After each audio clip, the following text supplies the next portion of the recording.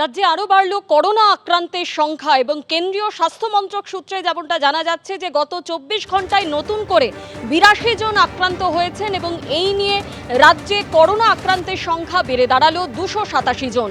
আরও বিস্তারিত জানতে কথা বলবো আমাদের প্রতিনিধি সন্দীপ সরকারের সঙ্গে। সন্দীপ, কেন্দ্রীয় স্বাস্থ্য মন্ত্রক সূত্রে আর কি জানতে পারছো? দেখো, স্বাস্থ্য মন্ত্রকের তরফে যে রেকর্ড দেওয়া হয়েছে, রাজ্যের করোনা চিত্র যেটা সামনে আসছে তাতে দেখা যাচ্ছে যে এই মুহূর্তে আমাদের রাজ্যে করোনা আক্রান্তের সংখ্যা কেন্দ্রীয় স্বাস্থ্য মন্ত্রকের রিপোর্ট অনুযায়ী 287। 26শে মে, গত 26শে মে অর্থাৎ ঠিক 6 দিন আগেও এই সংখ্যাটা ছিল মাত্র 12।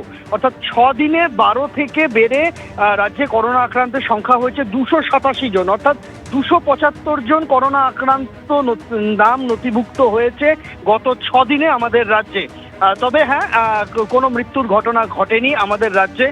স্বাস্থ্য মন্ত্রকের যে রিপোর্ট প্রকাশিত হয়েছে আজকে, সেই রিপোর্ট অনুযায়ী সারা দেশে এই মুহূর্তে করোনা আক্রান্তের সংখ্যা প্রায় 4000 ছুঁই 3758।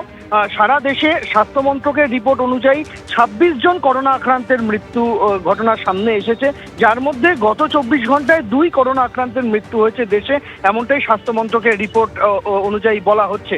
তবে যেভাবে আমাদের রাজ্যে করোনা আক্রান্তের সংখ্যা গত 6 দিনে বেড়েছে, তারপরে কিন্তু স্বাস্থ্য ভবনের তরফে প্রত্যেকটি বেসরকারি ল্যাব এবং ডায়াগনস্টিক সেন্টার যেখানে কোভিড টেস্টের পরিকাঠামো রয়েছে, কোভিড টেস্ট হয়, এরকম প্রত্যেকটি হাসপাতাল এবং ল্যাবকে নির্দেশ দেওয়া হয়েছে যে গত 2 সপ্তাহের মধ্যে যারা যারা করোনা পজিটিভ হয়েছেন তাদের নমুনা পাঠাতে হবে ক্যালকাটা স্কুল অফ ট্রপিক্যাল মেডিসিনে। তার কারণ স্বাস্থ্য ভবন সূত্রে যেটা খবর, যারা কোভিড পজিটিভ হয়েছেন গত 2 সপ্তাহের মধ্যে তাদের নমুনা জিনোম সিকোয়েন্সিং এ পাঠানো হবে। দেখা হবে করোনার কোন ধরনের ভাইরাসে তারা আক্রান্ত হয়েছে, তার একটা দিশা পাওয়ার জন্যই এই নির্দেশ দেওয়া হয়েছে রাজ্যের সমস্ত ল্যাবকে স্বাস্থ্য ভবনের তরফে। ধন্যবাদ। পাক গুপ্তচর চক্রে কি কলকাতার যোগ রয়েছে, সেই আশঙ্কায় গতকাল কলকাতার বিভিন্ন জায়গায় এনআইএর তরফ থেকে তল্লাশি অভিযান চালানো হয়। আর সেই তল্লাশিতে বিস্ফোরক তথ্য মিলেছে। শহরে প্রচুর সন্দেহজনক ট্রানজ্যাকশনের হদিশ মিলেছে। 2024 থেকে দফায় দফায় এসেছে টাকা। 2025 জানুয়ারিতে অ্যাকাউন্টে আসে 22,000 টাকা বলে সূত্রের খবর। 2024 নভেম্বর ডিসেম্বরও 13,500 টাকা ও 15,000 টাকা এসেছে বলে সূত্রের খবর।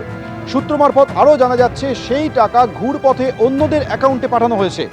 গুপ্তচর বৃত্তির জন্য পাঠানো হয়েছে টাকা বলে এনআইএর আধিকারিকরা গোয়েন্দারা মনে করছেন। বিভিন্ন লোকের অ্যাকাউন্ট ব্যবহার করে এই সমস্ত টাকা পাঠানো হয়েছে বলে সূত্রে খবর। গতকাল কলকাতায় বিভিন্ন জায়গায় তল্লাশি হয়, সেই তল্লাশিতে এই বিস্ফোরক তথ্য পাওয়া যাচ্ছে।